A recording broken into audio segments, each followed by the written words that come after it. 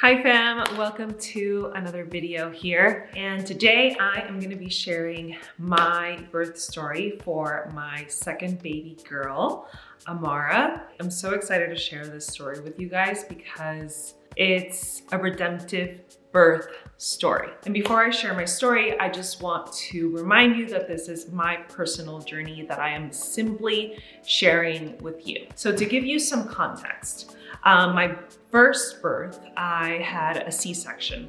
I was planning for a home birth, but what happened was that I got to 42 weeks.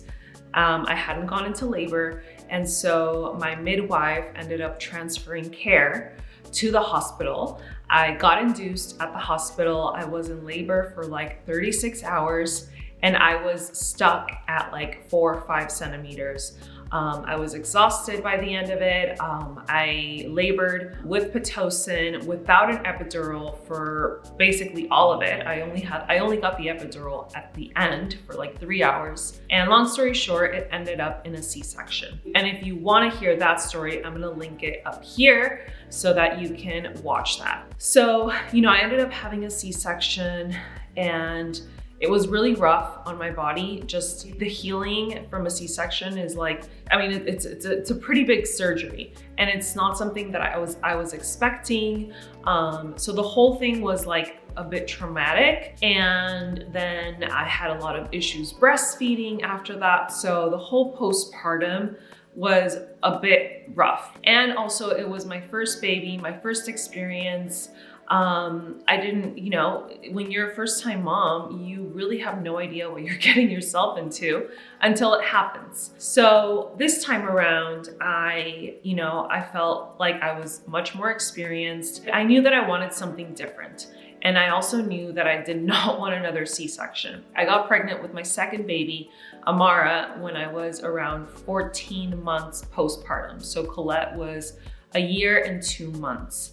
And that's when I got pregnant with my second baby. What I knew, from what my previous midwife had told me, was that you wanna have at least 1.5 years pass before your second birth. So by the time Amara was gonna be born, Colette was gonna be almost 2 years old. So that was gonna be past the 1.5 year mark. And another thing was that I felt good. Like I didn't have any pain. I didn't have any numbness where the incision was. Like I just physically felt really good, and I felt like I was ready to get pregnant again and have another baby. So once I found out I was pregnant, I instantly knew who I wanted my midwife to be. Her name is Anya Castile. So she was the assistant doula to my previous midwife with my first birth. And she was amazing throughout the whole birth and the whole, pregnancy and everything. And I just always really connected with her. She's a new midwife now. So she had just become a midwife, and I was like, that is who I want my midwife to be. And the reason why I chose her is because I feel like she's very aligned with my values and how I view birth personally. And I knew that I wanted someone like her in my team. So the way that I view birth, I think birth is like a natural process of the body. Just like we go pee, just like we go poop, just like we eat and sleep and everything that we do, I believe that birthing a baby is a natural process. Just like our bodies grow a baby inside of us throughout the pregnancy without us really not doing much, I believe that birth, when there's not a lot of interventions, most of the time will run smoothly. Especially, I'm a healthy person. I wasn't having any complications. My previous pregnancy was uncomplicated. I was expecting this one again to be uncomplicated. I actually have great pregnancies. So for me, it makes sense that my body will know exactly what to do when the time is right, when the baby's right to birth the baby. And this is what she thinks too. Another thing I really like about her is that she really empowers women to make their own decisions for themselves. So I was very intentional about the people that were going to be part of my birth team. Another thing I love about having a home birth and having a midwife is that it's like one of my friends calls it like a concierge service, like to your house.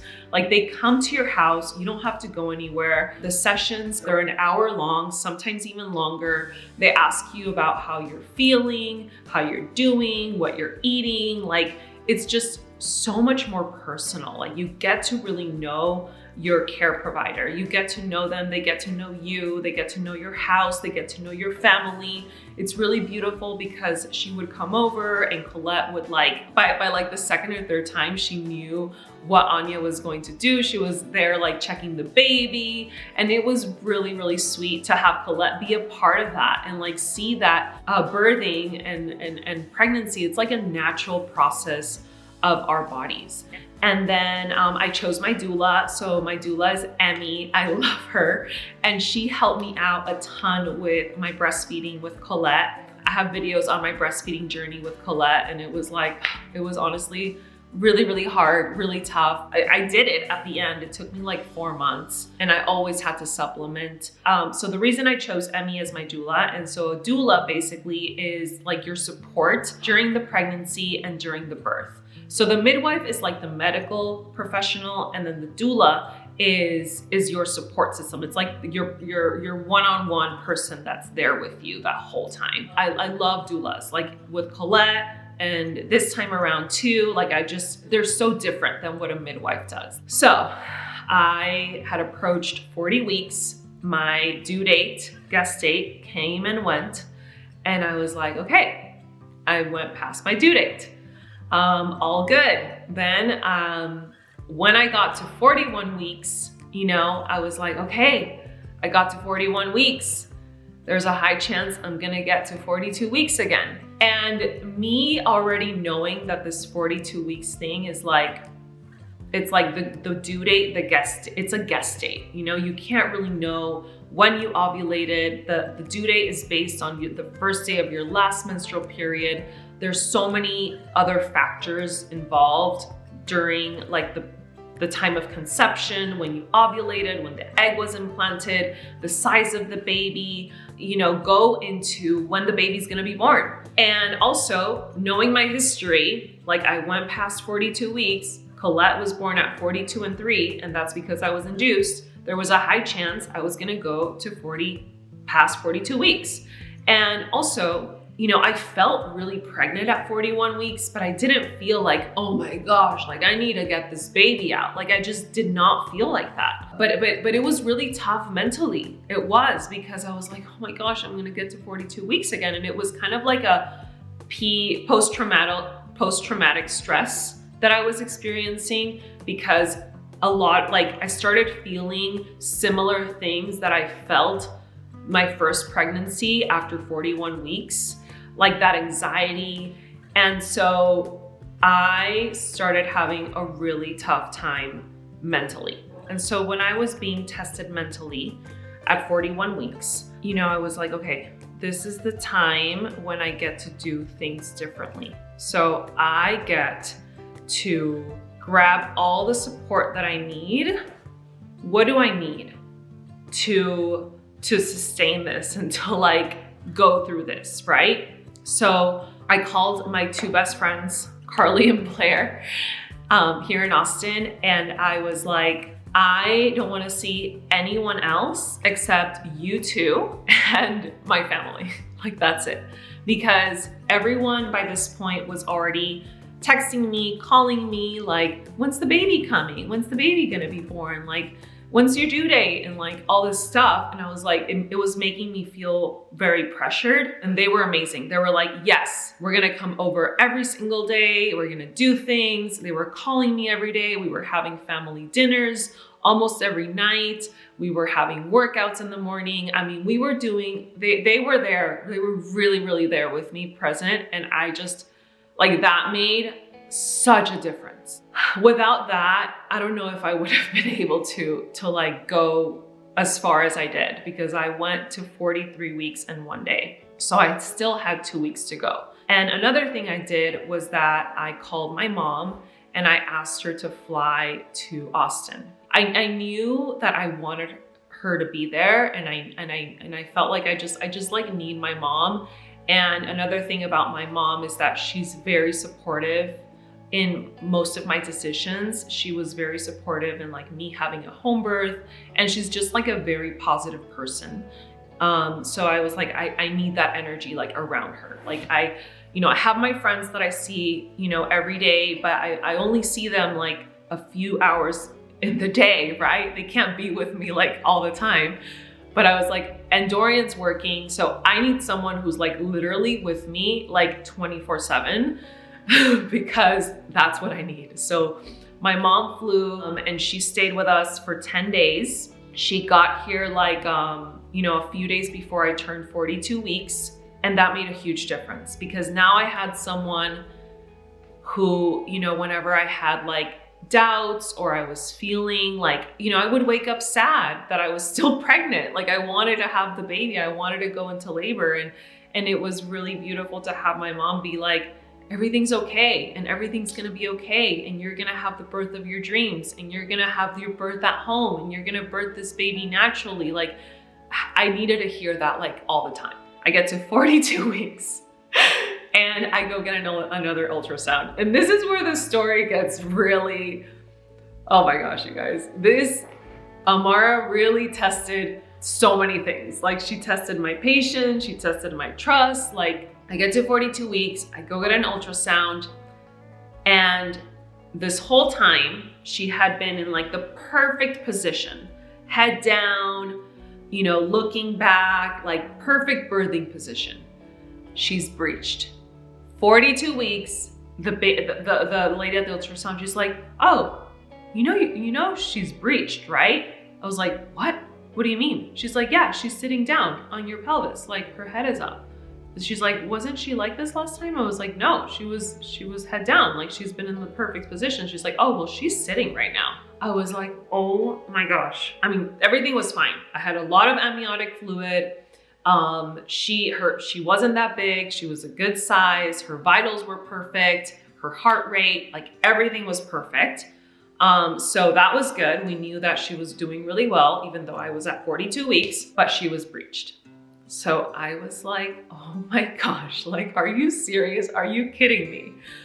So now it got really real where if I go to the hospital, automatic C-section, right? 42 weeks, she had a previous C-section, the baby's breached. Like I know exactly what's gonna happen if I go to the hospital, right? I wasn't really like planning on going, but I just knew like, okay, this is like, you either go to a hospital, go get a C-section, or wait it out, see what happens, right? So I called my midwife and she was like, okay, let's see what we're gonna do. So she found 2 midwives that had experienced with breech births that they would be willing to assist in the birth if it was breached, and even though I was past 42 weeks. So when she found those midwives, she was like, okay, like now what do you want? And I was, I had been thinking about this. I was like, and it's funny because, during my pregnancy, this thought came through my mind, like, what if the baby's breached? And I thought like, I'm gonna birth this baby at home, even if this baby's breached. Like, I just know that I'm not like, I knew very clearly, I did not want to be in that operation room again. I did not want to be cut again. I just wanted this to be like, the birth that I always wanted. I'm getting emotional. And so she found these midwives that were willing to help. And she's like, let's try to flip the baby manually, right? So I go over to this midwife who has experience in doing this. She was like manually trying to flip the baby. Nothing. She wouldn't budge. She was just like very comfortable sitting. And I was like, okay, well, at this point, after that, I was like, I am like every day I was just surrendering this more and more to God. I was like, God, I surrender this to you. I surrender this to you. Like I'm surrendered. Like knowing that she was okay and I was okay was what gave me the peace and strength to continue on with the pregnancy. And then again, at the same time, I was like, I'm gonna do whatever is in my control to try to flip the baby because this is my first vaginal birth and it would be nice if her head was down. So I started going to acupuncture every day. I found my friend gave me the contact to this acupuncturist who has experience flipping babies. During acupuncture, they would like burn this thing called moxa. It's like a Chinese herb on like my little pinky toe on my toes. I was doing inversions every day for like 20 minutes, and I was going to the chiro. Like, this was a full-time job. Literally, it was like a full-time job that I had about 42 weeks. Like it was like acupuncture, chiro, inversions, every day. And another thing that started happening once I turned 42 weeks was that I started to get contractions, and these were like crampy contractions. So they would like ramp up right before bed, and then they would kind of like slow down during the night, and then I would wake up in the morning and it would have, I'd have nothing. So it was kind of like what, people call like prodromal labor, which was very annoying because every single night that week, I thought the baby's gonna come because I'm having these contractions. And my doula says that's not prodromal labor. It's just like very, very early labor that your body is like preparing, that the uterus is contracting, your body's preparing. And that's when like she flipped. Like the first night I had those like intense contractions. Well, not super intense, but just like crampy contractions. That I think made her move. Like it was making her move. It was doing a lot of movement in my inside. And so my midwife comes over and she lays it out all on us, like the cons, basically, like what can go wrong in a breech delivery at home. After she, told us like everything, like just so that we are aware. It doesn't mean that it's gonna happen to me or that it happens. It's just so that I consent to this. And she's like, what do you want? I'm like, I want to have this baby. Like, I don't care if she's breeched. Like, I believe that breech babies have been birthed at home. There's an account on Instagram I follow, Birthing Instincts. He's a doctor. He was an OBGYN and now he's like a doctor, like a midwife, male doctor. And his specialty is breech deliveries, breeched and twin deliveries at home. And so I had been like listening to some of his podcasts that week, and I've been following him for a long time. So I was like, this is just a variation of normal. Like if she wants to be born breeched, she's gonna be born breeched. And she's like, yeah, like I want you to have the chance to at least go into labor yourself, try to have this baby naturally. And then if something, for whatever reason, gets complicated, goes wrong, or you've been in labor for many hours, then we just go to the hospital. And I was like, yeah, that sounds good. So after that day, I made peace with what would be the worst scenario. The worst case scenario would be that things would get complicated and that I would have to go to the hospital, get another C-section, most likely. Once I made peace with that, but like knowing that I tried my best and that I tried everything that I could to birth my baby naturally, helped me to have peace with both scenarios. So I remember that week I packed my hospital bag. It was like a full hospital bag. I was like, I'm gonna pack it just in case like we go to the hospital. Like this time I at least have the bag packed, because last time I did it, this time I want to be prepared. I made peace with that, and I made peace with, her being breached. And I was like, I'm just gonna surrender this, and again, surrender it to God. So then after that, then I go a day before I turn 43 weeks, I go get another ultrasound, and surprise, surprise, she flipped head down again. She was in the perfect position, and I was just so happy. We were all so happy. And another thing was that she was always like, my midwife would tell me, like, she's just very up high. Like, she has not engaged. She just doesn't engage in your pelvis. And this is the same thing that happened with Colette. Some women feel the pressure, like starting at 37 weeks. I didn't feel any of that. And so 43 weeks comes, and the day I turned 43 weeks, I felt for the first time, like, I am so over this. Like, I'm ready to have this baby. Like, get this baby out of me. And I remember we went for a walk, And I just felt so huge, so big. And I was like, oh my gosh, like how much longer is this gonna go for? And we were at Barton Springs Pool, and I just went in my underwear and I prayed and I was like, I declare that this baby's coming today.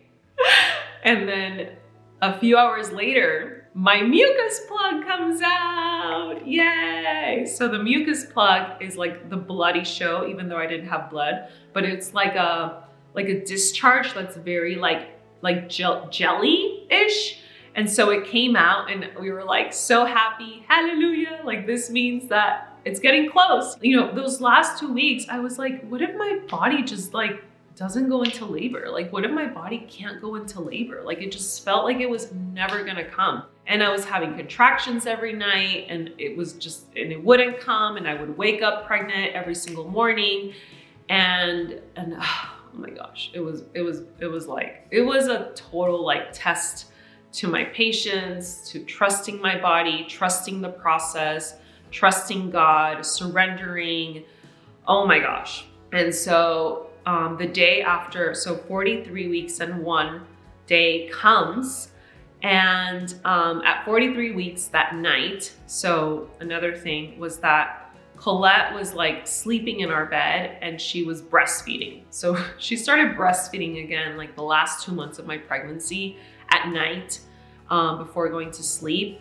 And I felt like I just needed like space from her because she's like all over me, you know, like when we sleep, it's really sweet. She loves to cuddle, but I like needed some space. So thankfully my mom was here and she took her to a hotel because I was like, I just need a night to myself, because I like intuitively knew that Amara was gonna come, but I needed to have like a night to myself in peace and relaxation. So Sunday comes around, 43 weeks and 1, and Dorian made me breakfast, and we had breakfast together. And then I was like, you know, I was feeling contractions that morning, but like, you know, like very like light contractions with, you know, crampy contractions, what I had been feeling for the last like 5-6 days. And so I didn't think much of it, but my mucus plug had come out. So I was like, you know what, and my midwife kept saying like, just try to rest as much as you can, because that's gonna be, my doula said this too, like that's gonna be your weapon during labor, is being well rested. I was like, I'm gonna take a bath, I'm gonna go relax. And then once I got into the bath, that's when I started noticing the contractions coming like more often, and they felt a little bit more intense. So it was like 12:20 when I started noticing them. And I was in the bathtub for an hour, and I was kind of like timing them, and they were coming every like 4 to 5 minutes, and they were lasting like 50 seconds each, like 40 to 50 seconds each. So I texted my doula and I was like, hey, like, you know, this is happening. And she's like, okay, just like, you know, try to relax, try to rest. And I'm gonna come over at 2:30. She ended up coming at 2, but yeah, I got out of the bath like at 1:30, and then I was like, I need to go in the shower because I was feeling the contractions were like wrapping around from my back. So I was feeling them in my lower back too. Then I went in the shower and I just like had like the shower like hit my lower back, and I was in there for like 30 minutes. And then after the shower, I was like, you know, getting ready, like doing my skincare and stuff. And I was like, okay, like, you know, the contractions started to come in more intense. Like I had to like really like stop and like concentrate. And like, I couldn't really like, I had to like really breathe through them. I ended up like going on all fours on the floor. And then Dorian came in and he's like, oh, like what's happening? And I'm like feeling the contractions like really strong, and they've been coming like for an hour and a half. They've been coming like every 5 minutes, like very consistent. And so then Emmy gets there at 2, and I'm like starting to I'm like in it, getting in it, you know, I'm like having to really breathe through the contractions. I'm starting to make like primal sounds, like moaning. It's just, things are feeling very intense. And Emmy was great. Like she just like set up the whole room. She put some diffusers, she put some lights, some LED candles. Dorian had already put like my birth affirmations, and they were just like setting up everything, right? And I was like, just like really going through the contractions. And another thing that Emmy was doing was like, she was massaging my lower back because I was really feeling them throughout my, the contractions, the pain in my lower back. She had me lay down and have the peanut ball in between my legs. She likes that position because it helps to like engage the baby more into your pelvis and it helps you dilate. So another great thing about having a doula during your birth and labor is that she can help you get into positions that will help engage the baby more and like open up your dilate you and open up your pelvis and all this. So I was laying down, she got there at 2. She texted me the short version of my story. So when Anya got there, I felt like I was really in it. Like she had me go sit on the toilet because she calls it dilation station, because the toilet is like a place where we naturally like relax everything down there. And so it's a great place to dilate quicker because your body already knows to relax when you're sitting on the toilet. So I was sitting on the toilet for quite a while, and the contractions on the toilet feel so intense, you guys. Like it's like, oh my gosh. During my whole pregnancy, I was like, I'm not afraid of the pain. Like the pain is like, it doesn't like faze me because I feel like I have a pretty high pain tolerance. But once I was in it, I was like, oh my God, like what did I get myself into? Because it was really, really intense. And I mean, I was like screaming, moaning. I like, to this day, I've only been able to see like hear myself a little bit because it's just like uncomfortable to hear myself. So at 4:15, I had been in labor for like almost 4 hours. I was like, Anya, I need you to check me. Like, please check me. I need to know like where I'm at. I want to know, if I'm like 7 or like a 6, like, because this feels very intense. And if I'm like, a 3 or a 2 or a 4, I also want to know to prepare myself mentally that this is going to go on for a while. So she checked me and she's like, well, like you still have some time. And I was like, what am I? Like, I want to know the number. She's like, you're at 4 centimeters. And I was like, oh my gosh, like, are you serious? But another part of me was like, okay, well, this is not too bad because I was in labor at the hospital for like 3 days and I never went past 5. And I've only been in labor for 4 hours right now and I'm already at 4. So it's not too bad. Dorian's like, oh, that's great. Then Anya told me this later, like I was actually at a 3, but she didn't want to make me feel so bad. So she told me I was a 4. But Emmy kept saying like, you're getting close to active labor. Like this baby's gonna come before the sun goes down. Like you're close. Anya's approach is more like, okay, this is like what is actually happening. And Emmy is like more on like, she's very sensitive, and she could tell like, I was in it. She knew that active labor was underway. So transition happened on the toilet.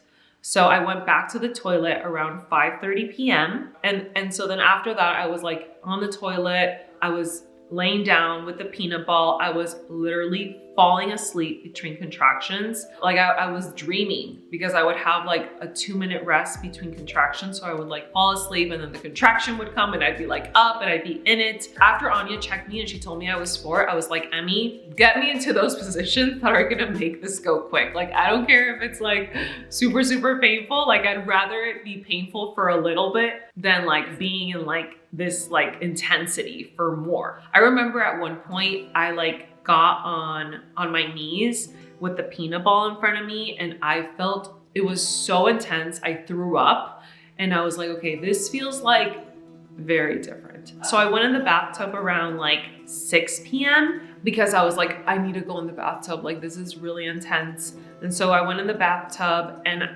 during the contractions, I went into like, I was going into like deep squats. Like I want to like work through this, right? So I would go into a deep squat And around 6:20 is when I told Emmy to call Blair and Carly. So I wanted Blair and Carly to be at my birth.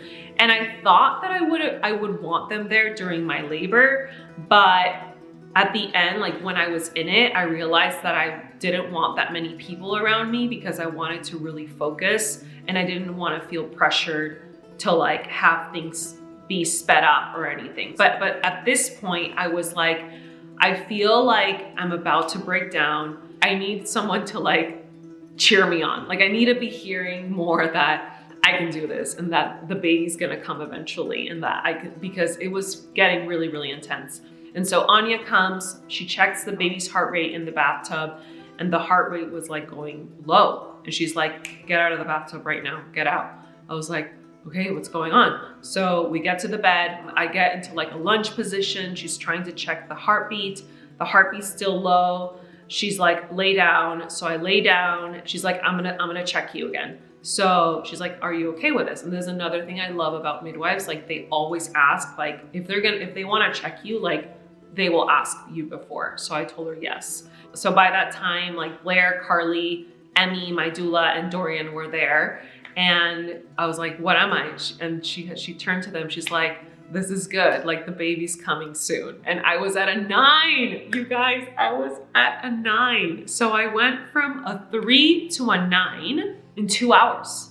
In 2 hours, I went from a 3 to a 9. So I was so happy. I was very, very, very, very happy. I was like, oh my gosh, this is gonna be done. I'm gonna meet my baby. Like this is happening. And she's like, yeah, her head is right there. I can feel it. That's when she guided me to start pushing. She's like, if you feel like pushing, like you can push now. And I was so excited because I was like, okay, now I can do something through my contractions. Like I don't have to just like breathe through them or like feel it. Like I can just push, I can do something. So, and it was so wild because I was feeling her literally like coming down the birth canal. And this is exactly what I wanted. Like I wanted to feel her come down the birth canal. I wanted to feel her come out of me. I didn't want like someone to cut me and just take her out. Like I wanted the full experience. I wanted to feel it all, even though it was so intense. And like at that point, like the head was coming out. So there was just so much pressure. So during every contraction, that's when I would push. I would, the contraction would come and then I would push and then I would have a rest and I would just rest. And it took around like 30 minutes of me pushing and she was out And like during this whole time when I was pushing, like I was actually laying on my side.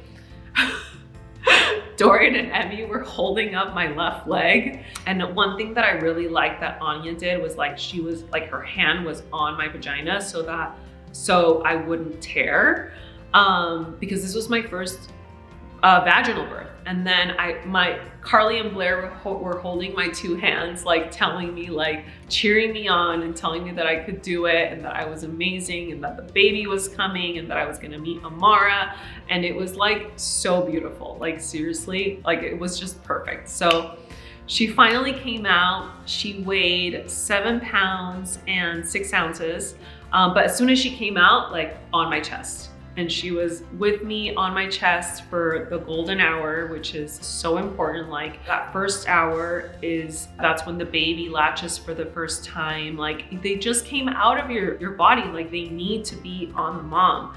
And that's one thing that at hospitals, they rarely let you do that. Like usually they take the baby, need to clean it, need to weigh it, like do all this stuff, like people running around, the lights. And it's just like, no, like, this was like, it was on my bed, the lights were low, I had the people that I love around me, and my baby got to be on me the first hour, and it was just beautiful. And I literally like pictured this moment in my head so many times where I had my baby in my arms and I had the people around me that I wanted telling me that they were so proud of me and that they were so happy for me. I think that was really important, like just me visualizing that over and over and over again. 2 things that really helped me was the pain-free birth course. I love that course. Highly, highly recommend it. I have a link for it. I'll leave you guys the link below because it's like a faith-based birth course where it prepares you to have a natural birth. And it was just, it just gave me so much confidence, more confidence. Like it's exactly what I needed. And then the second thing was the Christian hypnobirthing app, which I will link in the description of this video too. And I was listening to those tracks like my whole third trimester and then during the whole labor. That's all I listened to the whole time. And it's like scriptures from the Bible, it's positive affirmations, it's strength, you know, words to give you strength during the labor. And it was just beautiful. Like I was listening to that the whole time. And I had my home birth, you guys. I did it. I did it. I did it. I did it. I'm so happy. It was like the birth of my dreams. It's exactly what I wanted. I'm just, I'm so happy. So yeah, I mean, there's so many women that have written to me on Instagram asking, like they wanted it, you guys wanted to hear this story. And I mean, if you had a C-section and you want to have a VBAC, I would really look into having a home birth because your chances of having a vaginal birth at home are way higher than at the hospital, because at the hospital, a VBAC is going to be very difficult, in my perspective, unless you have a OBGYN that is like VBAC specialist. It's going to be difficult because something happens wrong, or you know, you go over time. It's like automatic C-section. It's just like the automatic default. And so I think personally, like home birth is the way to go if you want to have a VBAC. I would really like, if you want to have a VBAC at home, I would really like find your birth team. Your support system is going to be everything. There's another podcast that's called Home Birth After Cesarean, and it's just birth stories after a cesarean. So highly recommend that one too. And just start filling your mind with positive birth stories. And yeah, trusting yourself is like so important. Trusting your bodies, trusting the innate wisdom of your body, trusting, you know, calling on your... Hola, mi amor. Amara? Amara está con Nini, con Didi. Sí. Oh, someone just got up from a nap. Oh. If you have any questions, leave them in the comments below. I want to do a follow-up video answering your questions. But yeah, this was so fun to share. I know that this was a really, really long video, probably my longest video ever, but I just wanted to go into detail and share it all. Okay, I send you so much love, so much light. Thank you for watching. Thank you for following me. Thank you for your support. And I will see you in the next video. Bye. Bye. Bye.